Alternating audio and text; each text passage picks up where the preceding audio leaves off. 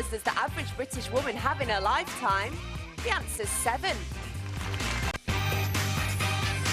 But before we can divorce, we need to find love. How many frogs do you need to kiss before you find your prince? Nice link. Thanks. Very good. Bless you.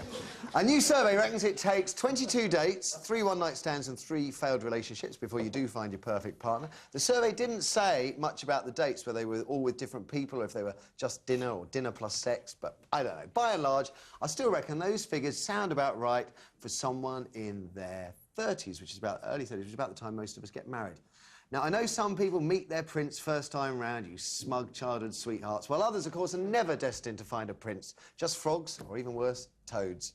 A few weeks ago on the show, we had a call from a lady called Melissa in Buckinghamshire, and she told us how she slept with 150 different blokes, and she was still in her teens. I think she was between 16 and 18. And everybody did what you just did, David, jaws on the floor. She claimed she was just looking for love, but simply hadn't found it, and she was just trying her way through. Yeah. Possibly. She didn't have much time for anything else, did she? But as we heard over that break, the average woman has just 7 sexual partners over a lifetime, the average man 10. The new survey reckons with this 3 relationships, 3 one-night stands, while still looking for Mrs. Wright. If you had 3 failed relationships and 3 one-night stands together, that makes 6, and then you find your perfect partner, that's 7. So that actually brings the tally in line with your woman's sexual scoreboard.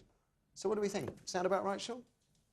I just think it's absolute nonsense. It's like, how long's a piece of string? How can you... I mean, it's an every average, though, individual... isn't it? Well, yeah, I suppose. I mean, if you're statistically adding it up and all of that, but more importantly, I have to say, I think this is the kind of trite that fills the papers every day, and we read it and go, oh, yeah, this is very good. But why do we read it? We read it because we're bunch of fascinated, garbage. because we compare ourselves to what we're given around, don't we? We compare ourselves with the stats. The stats tell us the average man is 5'11" high. So if you're less than 5 inches high, you're short. You lay awake at night worrying about being short. And if you're, 6'6", you lay awake at night worrying you're too long. Yeah, tall. I guess. Well, I suppose if you're lying down, you're long. Long, wouldn't you? Yeah. So we got that little detail sorted. Filthy lot. So, you just think it's quite like... My opinion on this is a ridiculous article. There's so many more important things going on in the world. We obviously don't have enough educated people, and I think that...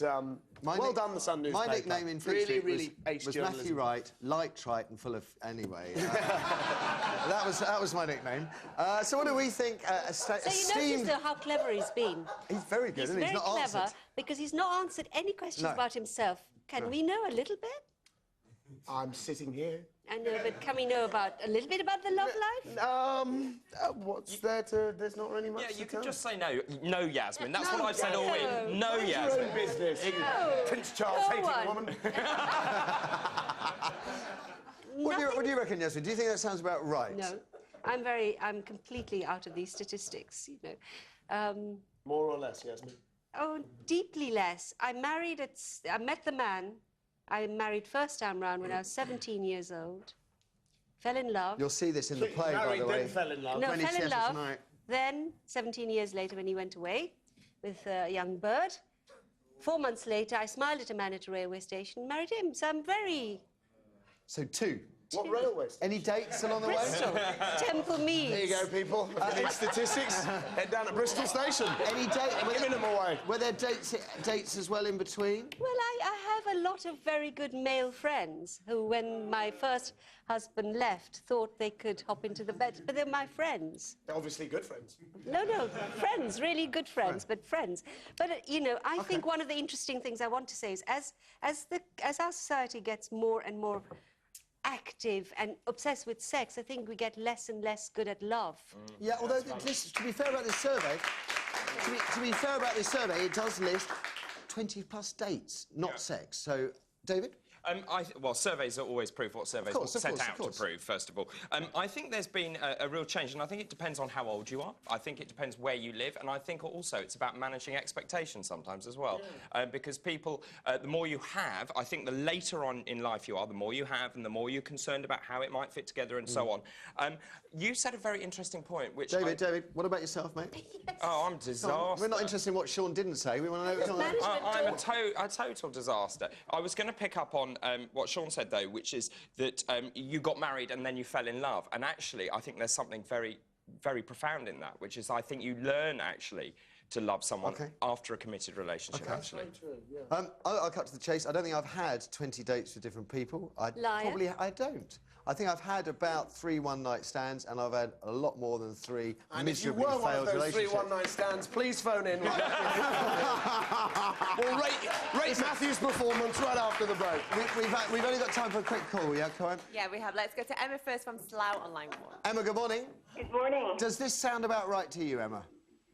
No, well, I have to admit, I found my perfect boyfriend on the 2nd try. We met in an internet chat room. Right. When I was in my early 20s. The first boyfriend I had before him, he was gay. Right, OK. Not necessarily the thing a woman wants most in a boyfriend? No, the first boyfriend I had been friends with in secondary school from first year. And we started going out when we left school. When I found out he was gay, I promptly dumped him and went on the net looking for friends. And I found my current boyfriend. So, have you had many dates that haven't led to, you know, sex, just dates? No, not really. I'm pretty much a one-man woman. OK, well, I think I'll spare your blushes by moving on to the break, actually, Emma, because I think we've explored about as much of that one as we can, because obviously no one wants to... No, we didn't find out about Sean. I know we didn't. Very disappointed. Well, you can work hard on it during the break. I'm an open book. What do you want to know? Not. I think she likes you. Yeah. After the break, we move from finding your perfect prince to getting rid of Mr. Toad, as we ask, is divorce ever something to celebrate?